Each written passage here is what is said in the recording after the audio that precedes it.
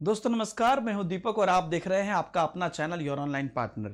तो दोस्तों एक बार फिर से हम जुड़ गए हैं आपके इन्वायरमेंटल स्टडीज के एक और महत्वपूर्ण वीडियो में, जो कि आपका बेसिकली यहां पर इन्वायरमेंटल स्टडीज के अंतर्गत जो कंप्लीट सेशन हम लोग देख रहे हैं उसमें ही हम लोग देखेंगे। और वीडियो आपकी 9 बजे ही आएगी, ठीक है। आई थिंक एक दिन परसों हमने 9:30 बजे डाला था। कल तो मेरी थोड़ी तबीयत खराब थी तो इसलिए मैंने नहीं डाला। तो 9 बजे ही वीडियो आएगी अपनी, उसमें कोई ये नहीं है, ठीक है। एक फिक्स प्लान रहेगा तो हर दिन 9 बजे ही आएगी। तो यहां पर देखना अनिवार्य हमें यह है कि अब जो हम इंपॉर्टेंट क्वेश्चंस दे रहे हैं उसको भी आपको सिस्टमेटिकली समझना है। ये टोटल 30 लेसन का ये एक बैच है जिसमें कि 20 सेशन ऑलरेडी हमारे हो चुके हैं। आज 21st सेशन है, राइट। तो हाँ, आई थिंक आज 21st सेशन ही है।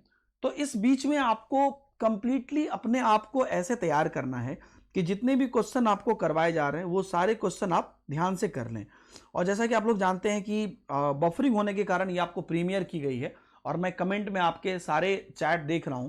जब भी आप लोग ये वीडियो देखें कमेंट जरूर करें, ठीक है, जिससे कि आप क्लियरली इन सब चीजों को समझ पाए। और आप दोस्तों अपने एक्सक्लूसिव क्लासेस के लिए Unacademy India's largest learning app पर भी मुझे फॉलो कर सकते हैं। मेरा रेफरल कोड हिमांशु लाइव है। अगर आप वहां पर अनअकैडमी प्लस सब्सक्रिप्शन लेते हैं तो यहां से आपको बेनिफिट मिलती है, डिस्काउंट मिलते हैं। और हमारा आने वाला प्रैक्टिस सेट बुक है और लॉकडाउन की वजह से रुका हुआ है, तो हम लोग इस पर जल्द से जल्द ये आपके सामने पब्लिश होने वाली है। और दोस्तों ईवीएस एनवायरमेंटल स्टडीज की अगर आप बात करते हैं तो ये सीरीज हमारा यहां पर चल ही रहा है। तो चलिए देर ना करते हुए हम लोग चलते हैं क्वेश्चन की तरफ। और यहां पर चलिए क्वेश्चन आपके बीच में यहां पर आ गए हैं। तो प्रश्न क्या है, ध्यान से देखिएगा। ओके, निम्नलिखित फसलों में से, ध्यान से देखिएगा, निम्नलिखित फसलों में से कौन सा मिट्टी में नाइट्रोजन सामग्री को समृद्ध करेगा? कमेंट में आप सभी लोगों को बताना है, ठीक है। सब लोग जल्दी से बताइए। मिट्टी में जो नाइट्रोजन सामग्री है उसको और स्ट्रांग कौन करता है? आलू, सूरजमुखी, मटर या जौ? आप जानते हैं कि मिट्टी की अगर आप बात करते हैं तो मिट्टी में नाइट्रोजन तो होती है। तो एक ऐसी फसल है जो कि नाइट्रोजन की मात्रा जो है उसको और स्ट्रांग बनाती है। तो ये आपको पूछा जा रहा है कौन सा है, तो मटर है। मटर इसमें आपका करेक्ट आंसर है। ओके, तो मटर जो है वो मिट्टी में नाइट्रोजन को समृद्ध करता है, ठीक है। सब लोग जल्दी जल्दी कमेंट में आंसर देते जाएंगे मेरे साथ।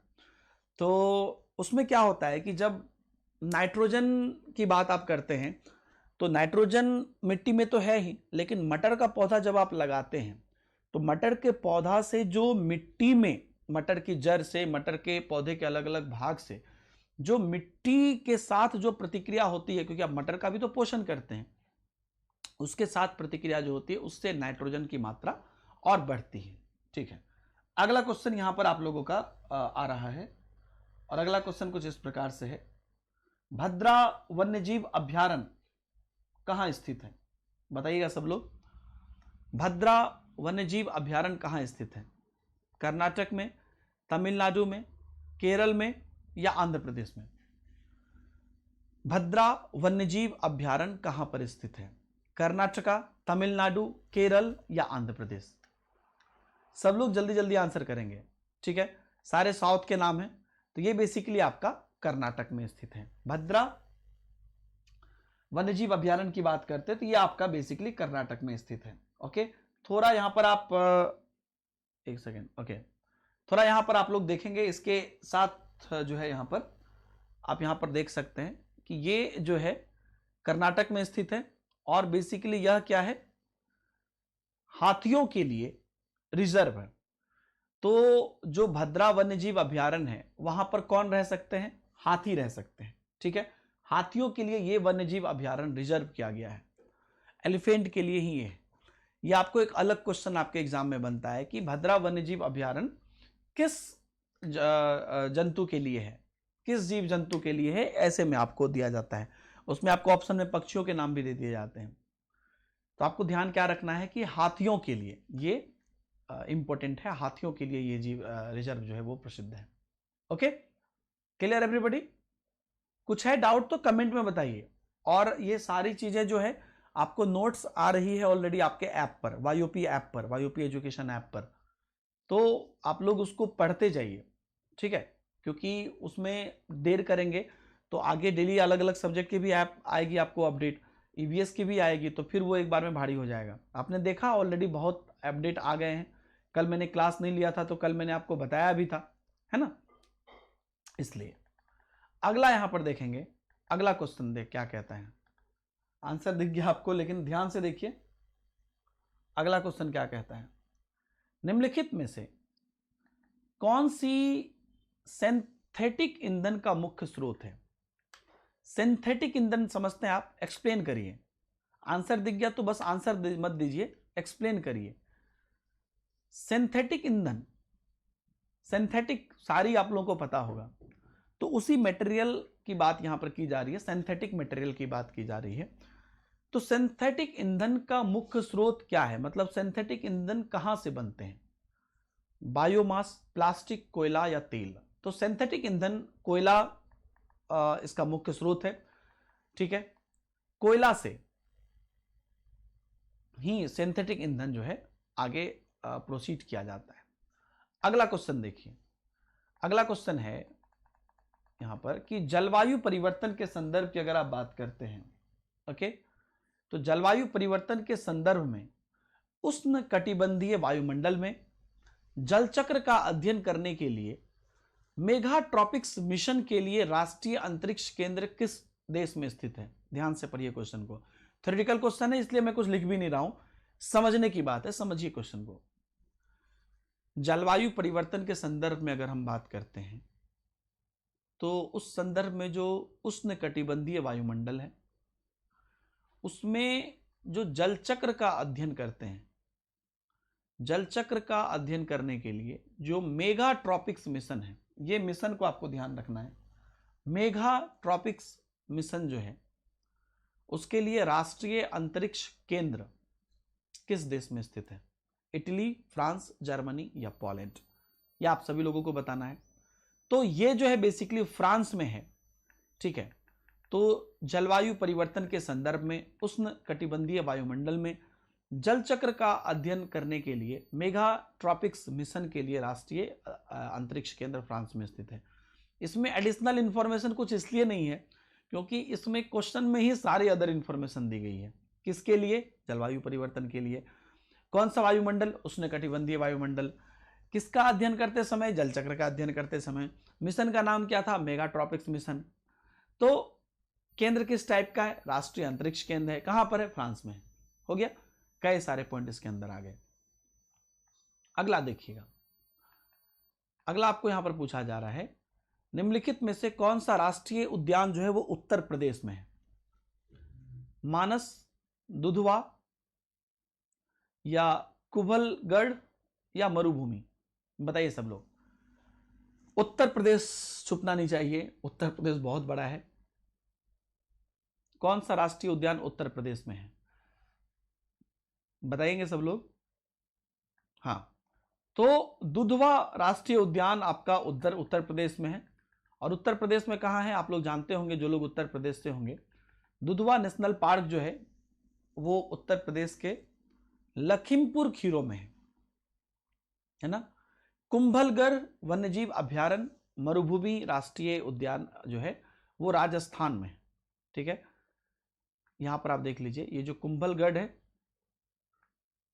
ठीक है, कुंभलगढ़ या मरुभूमि की अगर आप बात करते हैं, ये कुंभलगढ़ या मरुभूमि राष्ट्रीय उद्यान जो है वो राजस्थान में है। दुधवा नेशनल पार्क जो है वो आपका उत्तर प्रदेश में है, उत्तर प्रदेश के लखीमपुर खीरो में है। ओके, अगला क्वेश्चन, क्वेश्चन देखिए, ऑप्शन नीचे में आएगा। निम्नलिखित में से कौन सा राष्ट्रीय उद्यान हाथी रिजर्व, बाघ रिजर्व या बायोस्फीयर रिजर्व तीनों है। ध्यान दीजिएगा, सिर्फ हाथी ही नहीं, हाथी या उसके साथ साथ बाघ और बायोस्फीयर, ये तीनों है। रिजर्व मतलब समझते हैं ना, उसके लिए संरक्षित है, उसके लिए सुरक्षित है। जैसे आपको एक सीट रिजर्व कर लेते हैं, जैसे गाड़ी बोलते गाड़ी रिजर्व जा रही है, मतलब वो उन्होंने पूरा संरक्षित कर लिया। तो हाथी, बाघ और बायोस्फीयर के लिए ही जो संरक्षित है मिला के, Manas tiger reserve, Kanha tiger reserve, Panna tiger reserve या इनमें से कोई नहीं। तो मानस टाइगर रिजर्व, बहुत देर से आपको ऑप्शन दिख रहा था, वो सबसे पहला ऑप्शन मानस टाइगर रिजर्व, ये कहां पर है? आसाम में है। पिछले क्वेश्चन में भी ये ऑप्शन था, इसलिए हमने आपको यहां पर उसको नेक्स्ट क्वेश्चन में बताया। तो हम लोग बेसिकली क्या कर रहे हैं कि क्वेश्चन को सिस्टमेटिकली देख रहे हैं कि इस पार्टिकुलर क्वेश्चन से क्या क्या टॉपिक से क्या क्या क्वेश्चन उठ सकते हैं। अब उसी को दूसरे रूप में पूछा जा सकता है, तो या तो हम वहां पर एडिशनल इंफॉर्मेशन दे देते हैं, या उस क्वेश्चन का दूसरा रूप बहुत ही ज्यादा इंपॉर्टेंट है तो हम क्या करते हैं, उस दूसरे रूप पर भी आपको हम क्वेश्चन दे देते हैं। ओके, तो ये बात हो गया आपका मानस टाइगर रिजर्व के बारे में, जो आसाम में है। और इसकी सबसे बड़ी खूबी क्या है कि ये आपका हाथी, बाघ और बायोस्फीयर तीनों के अंतर्गत ही आता है।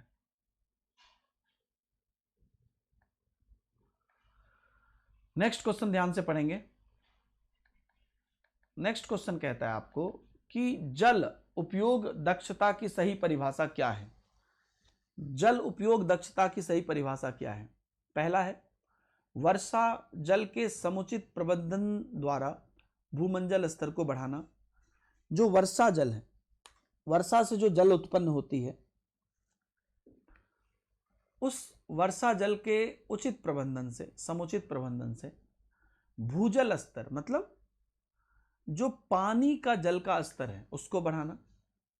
क्या जल उपयोग दक्षता की यही परिभाषा है?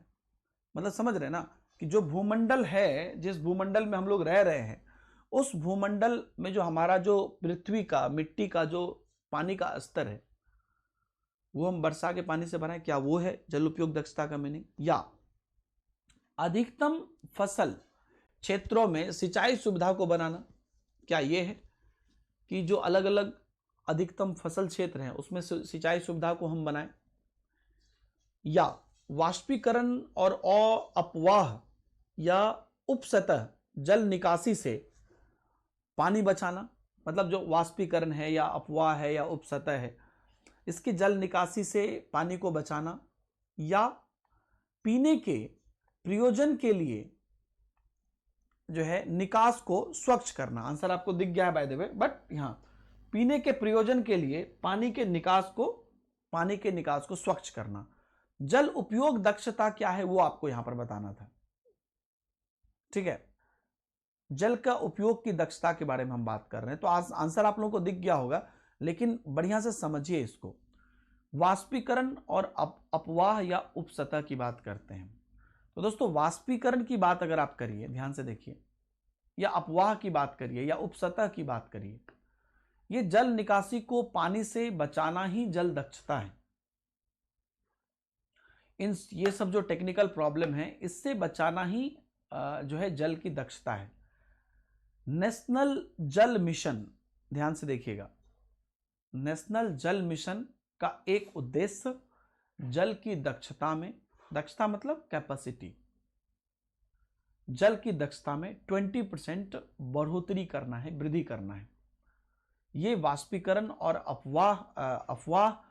अफवाह या उपसतह, अफवाह आजकल इतना फेमस हो गया है ना, कोई बात अफवाह होना, वायरल होना, कि वो ही चीज दिमाग में रहता है, और ये थोड़ा नया वर्ड है भी। तो वाष्पीकरण या अपवाह या उपसतह, ये जल निकासी से पानी को बचाना ही जल दक्षता होता है। और जो नेक्स्ट लाइन बोला है मैंने, वो थोड़ा ध्यान से देखिए। नेशनल जल मिशन का जो एक उद्देश्य है वो जल की दक्षता में 20% वृद्धि भी करना है, कि जल की दक्षता भी बढ़ाइए। नेक्स्ट क्वेश्चन देखेंगे। देखिए थोड़ा सा बड़े क्वेश्चन आ रहे हैं, लेकिन ये आपके लिए बहुत इंपॉर्टेंट है, तो बड़े क्वेश्चन को भी आप ध्यान से पढ़ेंगे एवरीबॉडी। ओके, इकोटोन की सही परिभाषा क्या है? ध्यान से देखिए सब लोग, इकोटोन की सही परिभाषा क्या है? दो प्रकार के पारिस्थितिक तंत्रों को, विशेषकर पौधे समुदाय के बीच एक संक्रमण करना, या दो प्रकार के पारिस्थितिकी तंत्रों को, विशेषकर मिट्टी संरचना और रासायनिक संरचना के बीच का एक संक्रमण, या दो प्रकार के पर्वत श्रृंखलाओं के बीच का एक संक्रमण, या इनमें से कोई नहीं। इकोटोन किसके बारे में? पारिस्थितिकी तंत्र के विशेष पौधे समुदाय का, या मिट्टी संरचना और रासायनिक संरचना का, या पर्वत श्रृंखला का। तो यहां पर आपका एक करेक्ट आंसर है जो कि पारिस्थितिकी तंत्र से जुड़ा हुआ है और विशेष रूप से पौधे समुदाय के बीच से जुड़ा हुआ है। तो दो प्रकार के पारिस्थितिकी तंत्र को विशेषकर पौधे और समुदाय के बीच संक्रमण जो है ये इकोटोन कहलाता है। तो किसके किसके बीच में हुआ? ये पौधे समुदाय के बीच में, जो पौधे समुदाय हैं उसके बीच का जो संक्रमण है ये इकोटोन कहलाता है। Right, okay. नेक्स्ट यहां पर हम लोग देखने वाले हैं, नेक्स्ट ध्यान से देखिए, बहुत अच्छा क्वेश्चन है ये। मॉन्ट्रियल प्रोटोकॉल आप लोग जानते भी हैं, सब लोग बताएंगे। मॉन्ट्रियल प्रोटोकॉल के हस्ताक्षर को मानने के लिए निम्न दिन में से कौन सा मनाया जाता है? मॉन्ट्रियल प्रोटोकॉल की अगर आप बात करते हैं, उसका अगर हम सिग्नेचर, उसका हस्ताक्षर मानना चाहते हैं, तो मतलब उसका बनाना चाहते हैं हस्ताक्षर, तो उसको बनाने के लिए कौन सा यहां पर मनाया जाता है? पर्यावरण दिवस, ओजोन दिवस या वन्य जीव दिवस? ऐसे तो बहुत दिवस है, पृथ्वी दिवस भी है। तो मॉन्ट्रियल प्रोटोकॉल के लिए कौन सा मनाया जाता है? दोस्तों मॉन्ट्रियल प्रोटोकॉल की अगर आप बात करते हैं तो जो ओजोन दिवस है ये आपका मॉन्ट्रियल प्रोटोकॉल से संबंधित है। और मॉन्ट्रियल प्रोटोकॉल ओजोन परत के संरक्षण के लिए हस्ताक्षर किया गया है। विश्व ओजोन दिवस 16 सितंबर को हर साल मनाया जाता है। 16 सितंबर, आई थिंक मैंने आपको पहले भी बताया, 16 सितंबर को मॉन्ट्रियल प्रोटोकॉल की रूप में अगर आप देखिए तो विश्व ओजोन दिवस मनाया जाता है। और मॉन्ट्रियल प्रोटोकॉल किससे जुड़ा हुआ था? ओजोन से जुड़ा हुआ था। मॉन्ट्रियल प्रोटोकॉल पे मैंने आपको पहले भी क्वेश्चन कराए हैं। ओजोन परत के संरक्षण से जुड़ा हुआ है और उसके लिए इस पर जो है हस्ताक्षर किया गया है। ओके, अगला क्वेश्चन, मेदिनी पुरस्कार कौन सा मंत्रालय देता है? मेदिनी पुरस्कार पर्यावरण या वन मंत्रालय, कानून मंत्रालय, वित्त मंत्रालय या इनमें से कोई नहीं? सब लोग बताएंगे। मेदिनी पुरस्कार किस मंत्रालय में मेदिनी पुरस्कार जुड़ के आता है, या किस मंत्रालय के अंदर हम मेदिनी पुरस्कार को रखते हैं? पर्यावरण या वन मंत्रालय, कानून मंत्रालय, वित्त मंत्रालय या इनमें से कोई नहीं? जी, पर्यावरण और वन मंत्रालय, बिल्कुल। मेदिनी पुरस्कार पर्यावरण और वन मंत्रालय द्वारा दिया जाता है। तो इन्वायरमेंटल स्टडीज है तो पर्यावरण से जुड़ी हुई बातें ही होंगी, इसलिए कानून और वित्त मंत्रालय तो ऐसा ही कट गया। मतलब ऐसे ही अगर आप सोचिए, अगर आपको नहीं भी पता है तो हाँ, यहाँ पर पर्यावरण मंत्रालय, वन मंत्रालय के साथ साथ और भी कुछ अभ्यारण्य मंत्रालय ऐसा कुछ दिया रहता, तब आपको थोड़ा कंफ्यूजन होता। ओके, तो ये हुआ आपका मेदिनी पुरस्कार का। Next question, REDD plus programme निम्नलिखित में से किससे संबंधित है? रेड प्लस प्रोग्राम की आप बात करते हैं, एनपीटी, सीबीटी, एमडीजी या पृथ्वी सम्मेलन? क्वेश्चन को फिर से देखिए, रेड प्लस प्रोग्राम निम्नलिखित में से किससे संबंधित है? बताएंगे सब लोग? एनपीटी, सीबीडी, एमडीजी या पृथ्वी सम्मेलन? तो ये बेसिकली आपका सीबीडी है। ओके, और सीबीडी की अगर आप बात करते हैं तो ये कन्वेंशन ऑन बायोलॉजिकल डाइवर्सिटी है।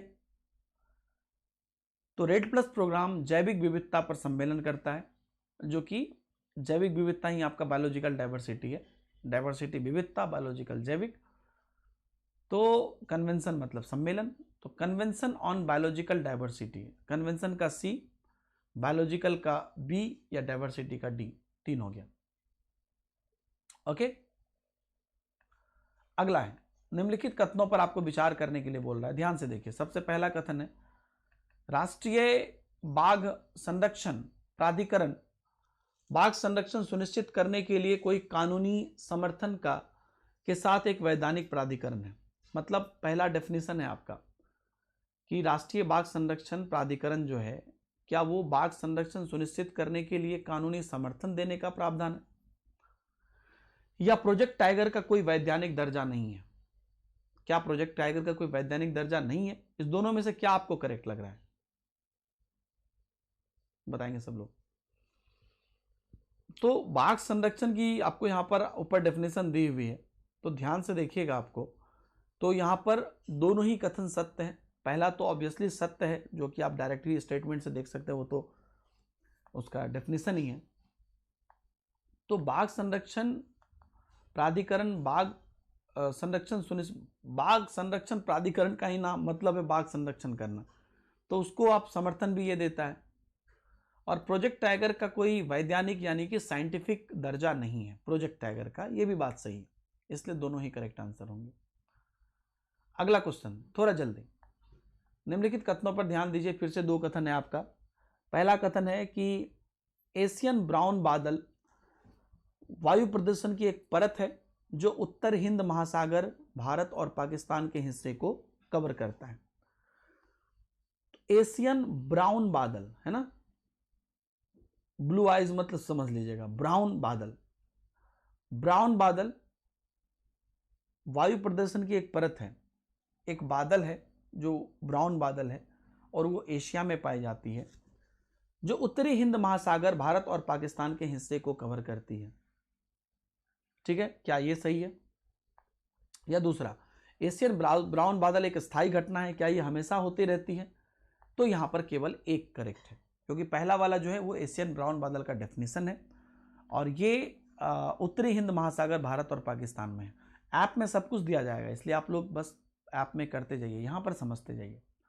अगला क्वेश्चन, प्राथमिक शैली कौन सी शैल है?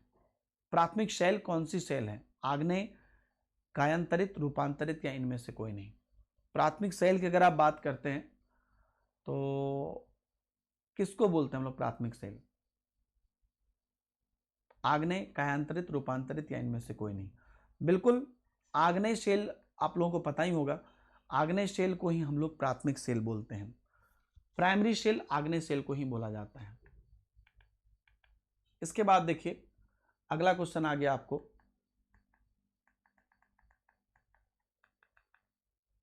ध्यान से पढ़िए क्वेश्चन, ध्यान से पढ़िए। भारत में निम्नलिखित राष्ट्रीय उद्यान में से कौन सा व्हाइट विंग्ड डक का अंतिम घर भी है? ओके, व्हाइट विंग डक, उसका अंतिम घर भी है। कौन सा राष्ट्रीय उद्यान? सलीम अली राष्ट्रीय उद्यान कश्मीर, नामेरी राष्ट्रीय उद्यान असम, घाना राष्ट्रीय उद्यान राजस्थान या सुल्तानपुर राष्ट्रीय उद्यान हरियाणा? तो ये बेसिकली आपका नामेरी राष्ट्रीय उद्यान आसाम में है, और नामेरी राष्ट्रीय उद्यान जो आसाम में है वो आसाम को शोनितपुर जिले में है, आसाम के शोनितपुर जिले में है। यह हिमालय पर्वत के गिरिपीठ में है।